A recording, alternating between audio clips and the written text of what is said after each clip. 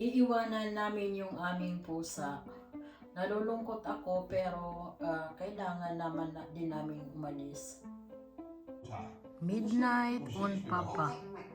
Wie? Maiken. Maiken. Genau, Maiken, ja. Maiken, ist das deine Tochter? Ja. Maiken, woher kennen wir das auf dem Kopf? Tas magti-midnight na. Also von Mariechen. Maiken. Tingnan nyo, ang laki ng ano na yan. Mushrooms. Nandito kami naglalakad. Nakita ko lang. Oh, may ano pa. May flower. Oh, ang ganda. Malawak yung ano dito. Yung field. Mga pinagtataniman ng mga ginagawang flower.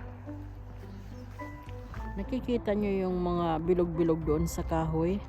Yan ay mga halaman yan na tumutubo sa mga kahoy. Yan ang tinatawag na smarotsa. Diyan naman yung kanal. Tingnan nyo yung taniman, ito siguro ng ng asparagus, pero hindi pa nila tinapos. Tumutubo tuloy yung mga damo. Ito yung gagawin nilang kumbaga greenhouse. Ito yung mais na pinagkunan nila, yung inani nila. Daming mga ibon. Ayan, ang dami. May natira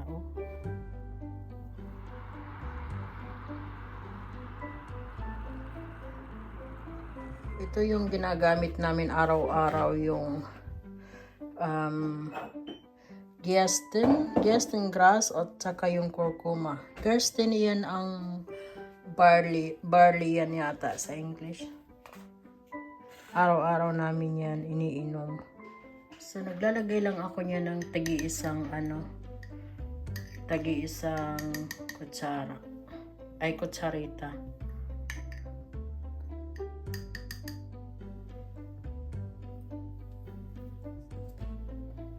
Tapos lagyan natin ng milk.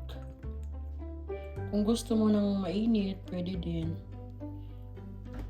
Kung gusto naman ng malamig, okay din.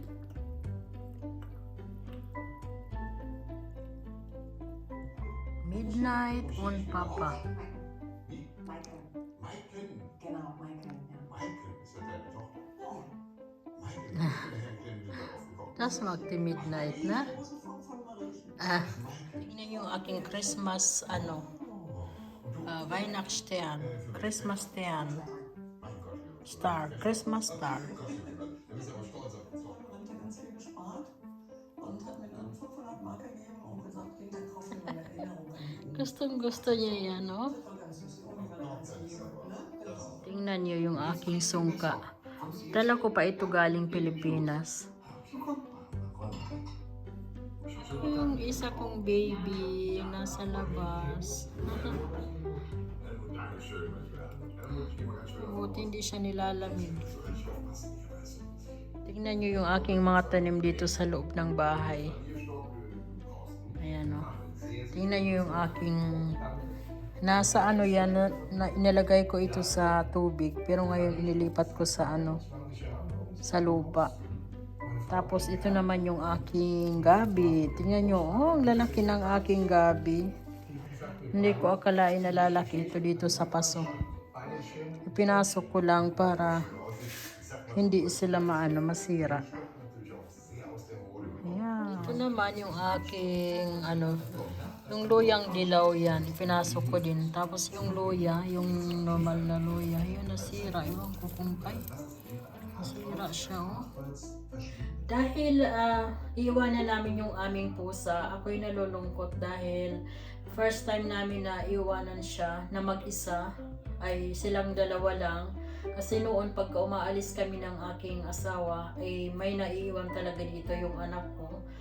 Pero ngayon may trabaho siya at saka may sarili din siyang pusa. Kasi pagka yung trabaho, pwede naman siya mag-home office, kaya okay lang sa kanya noon dahil dito siya nagtatrabaho noon pag nasa kami, pag nagbakasyon kami.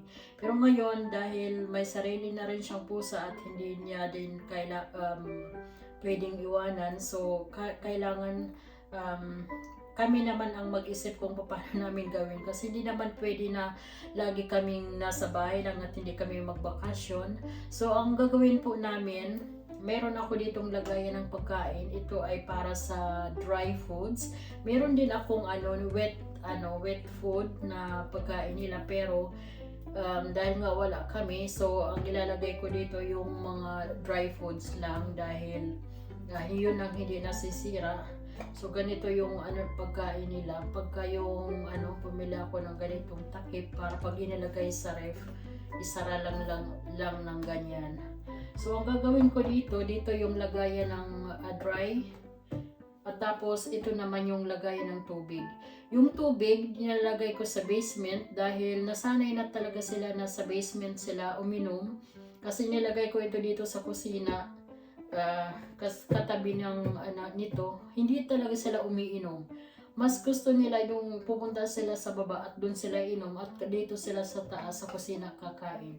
So dito ko ilalagay yung dry foods. Ito mayroon na ako dito. Lang ito, maganda itong lagayan na ito kasi pwede mo siyang punuin. Tapos dito sa baba lagay ko nga. Ayan.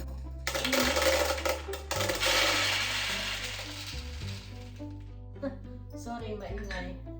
So ayan, pagka yung na siya sa labas, dito siya lumalabas. Ayan. Bali, lumalabas lang para hindi siya ma-dry din. So sinasara ko lang yung ganyan. So ganun din yung ganun din yung tubig. So hanggang ilang araw lang naman kami. So meron silang Tapos yung tubig naman ganito. Nilinisan ko ito, pero itong may itim-itim dito, hindi yan dumi. Dahil yan yung, di ba yung tubig pagka matagal na naka-stay, nagkakaroon siya ng calc ang tawag yan. So pupunuin ko lang itong ito na tubig. Tapos ganun din, pagka puno na dito, kaya hindi sila yan umaapaw. Pagka puno na dito, nag-stop sila dumalo yung tubig dito. Lagay ko nga.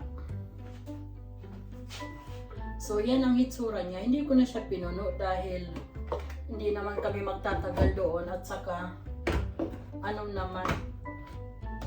hindi naman yan sila marami uminom. So ganun lang. Ayan, tapos lumalabas dito yung tubig. Ayan Pag napuno na ito, nag-i-stop yung pagdaloy ng tubig. So ilalagay ko ito sa basement, at tapos ito naman dito sa sa taas sa kusina. Meron din akong yung cat dog. Ito ay mga preskong karne na nilalagay sa freezer. Nabibili ito sa mga pet store. So ayan, ang ginagawa ko, halimbawa pagka gusto kong ibigay sa umaga, inilalabas ko na sa nilalagay ko lang sa maliit na bowl na may takip para hindi mga mold or Tapos kinabukasan pagka na defrost na, saka ko ibibigay sa aking mga alaga. Ayan. Ito ay yung isa chicken, yung isa naman yung goat yata ito. Pwede din ito sa sa aso. Ko nilalagay yung pagkain nila.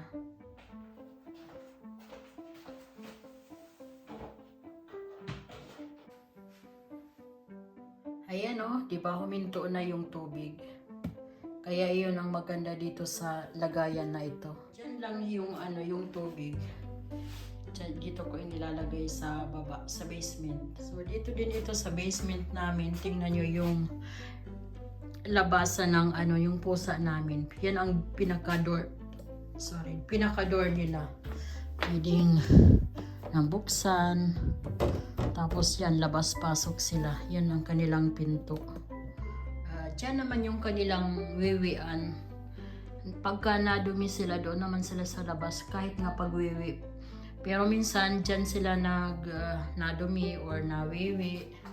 So yan lang, nilalagay ko yung diyan sa plastic na maliliit na yan, yung kanilang dumi, tapos itinatapon. Pero sa ngayon, matagal na yan walang laman, hindi sila nadumi dyan. Yan lang po ang aking vlog for today. Sana nagustuhan ninyo. Maraming salamat po sa panonood. Hanggang sa susunod ko na lang ulit na vlog. Mag-iingat po kayo lagi. God bless. Bye-bye. Dyan ka na naman. Yan ang paborito mong upuan dyan. Yung isa nandyan pa rin. Dito yung lagi siya sa labas. Hindi siya nilalamig.